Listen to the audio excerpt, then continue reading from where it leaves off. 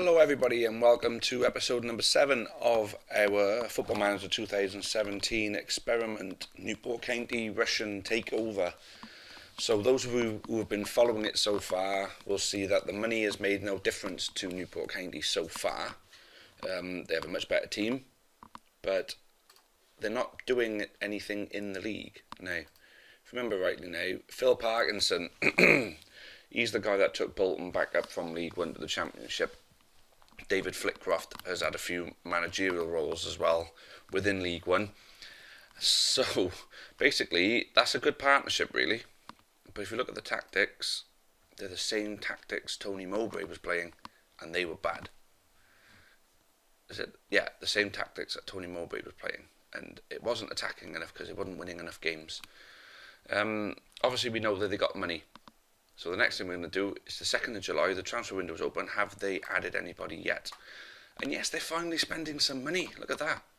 And they look to be some pretty damn good transfers. I mean, you look at the players that have gone. Reynolds is gone. Ambrose is gone. They have got rid of a lot of players there. So it is going to be very much an overhaul job. And so far they're spending. Ashley Fletcher as a target man. Spent some time on loan at Dundee. He's played a couple of games for West Ham.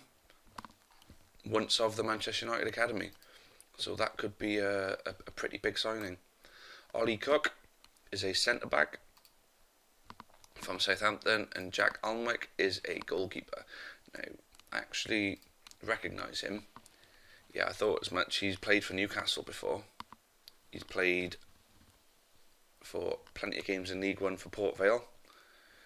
And he's played a couple of games for Rangers, but has been left in limbo at Rangers and now joins Newport County for a small fee.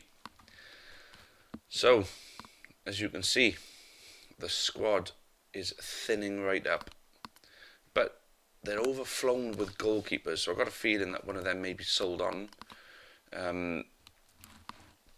Looking at it, they were overflown with defensive midfielders. I'm hoping now they're going to start using some more attack-minded midfielders, and they are in need of some strikers. So, is Parkinson the man? I'm not convinced because of his tactics, because his tactics failed Tony Mowbray, but I may be wrong. The one thing that this game is proving to all of us right now is that money doesn't guarantee you success in League 2. I mean, it's happened in real life. Money thrown at a squad doesn't give you success. Luton have failed 2 years in a row throwing money into their squad. Mansfield have thrown money into their squad, and they ain't doing as well as they'd like to start with in real life. Portsmouth took 4 seasons to get back in, and they've thrown a lot of money into promotion from League 2. So money doesn't guarantee you promotion. The right manager with the right team and the right formation, that is what's going to get you promotion from League 2. Obviously, when you put money into it, you're going to buy players of quality. Now, those quality players can win you games from time to time, but they won't give you the consistency that you need. So, it's only the 2nd of July. There's still plenty more business to be done, so let's take it to the end of the transfer window, and let's see how they start in their League 2 campaign. This is season number 4 for us now. Let's see how it goes.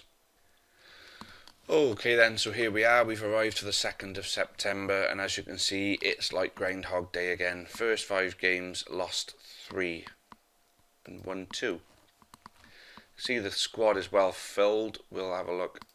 Obviously, Phil Parkinson, David Flitcroft still in charge. And they brought in Oscar Threlgeld from Sheffield United. He's another defensive midfielder, a ball-winning midfielder. Not what I feel they needed. So Joe Mason, that will be a very good signing. Louis Coyle. Don't know who he is or where he's from. Ex-Leeds and Hibs. So that could be another good signing. Esri Conser is on loan, centre-back from Swansea, and Tyler Reid, a right-back, on loan. Igor Vetakele, an attacking midfielder left, or striker. He's an Angolan international as well. used to play for Charlton in League One and the Championship. So Charlton actually bought him for £2.5 million from FC Copenhagen, or Copenhagen if you want to pronounce it correctly. So they refilled the squad, but the start hasn't been great. But like I say, it's early days, a lot of new players probably bedding in together. Still the same shit tactics. I just don't get it. I really don't get it. Ashley Fletcher is the main man striker. Vetakele is playing left midfielder. Mason is on the right. He's played out of position. He's an attacking midfield centre or striker, and he's been played on the right side. No wonder they're losing games if they're playing players out of position. I mean, look at that team, and that team is a great team. But the tactics were wrong. Playing one up front and a defensive midfielder with a four-man midfielder and a four-man defence. How the hell are you going to expect to win games? But actually, Fletcher has already scored 6 goals, so that's a good start. Let's have a look. So at the moment, there's some players here who are actually playing rather well. So let's have a little look.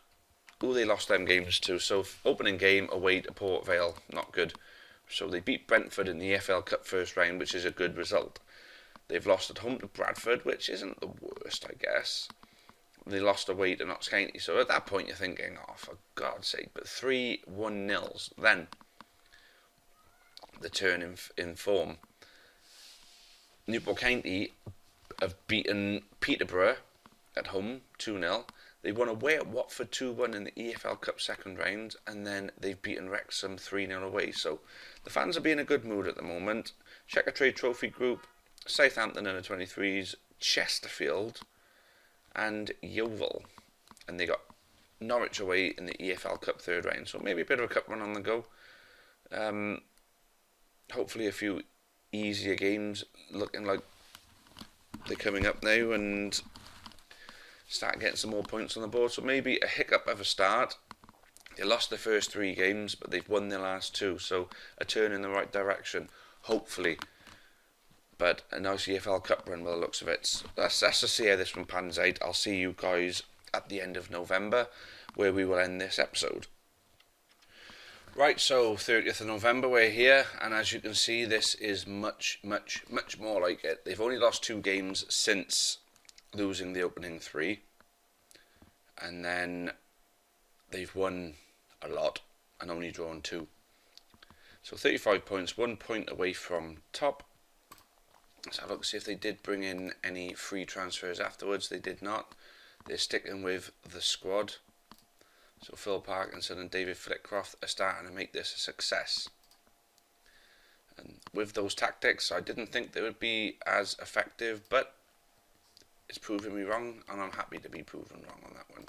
So we've got an average rating. Grant Garrett, whoever he is, 18 years old, got himself a cheeky appearance, played a 7.3, good for him. But the regular performance, Oscar Threlgeld, the outstanding performer for County at the moment from midfield, 5 goals and 6 assists. That's a pretty good chip in, that is. Ashley Fletcher scoring 13 goals. Aaron Cool, 4 and 4 on goals and assists. So the midfielders are playing their part. Joe Mason, he's been stuck out on the wing, I don't know why, but he's got himself a couple of goals and 5 assists from there. Tiam, 3 goals, 6 assists, so it's good. So if we have a little look on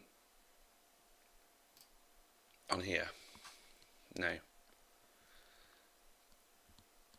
average rating, they got 2 sitting there, 7th, and well, 2 in joint 7th. Goals, they got 1 there with 8 goals. Assists, not quite on the assists, but Tiam is there with 5.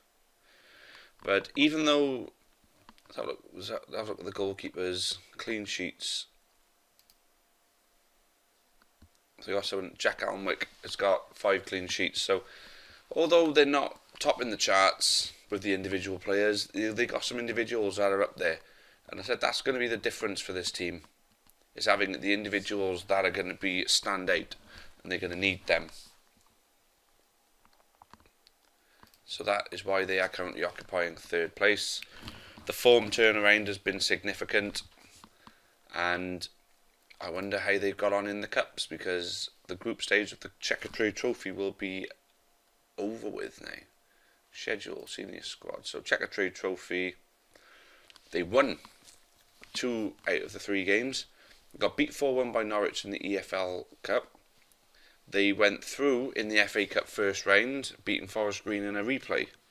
Checker Trade Trophy, they've made it through the knockout rounds where they'll be playing Northampton. So this is a good cup season so far. The EFL Cup third round is a good place for a League 2 team to get.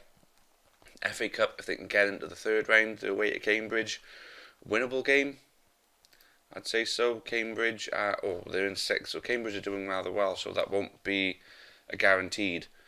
If they can beat Cambridge though, which I'm sure they'll believe they can, then it'll be FA Cup 3rd round.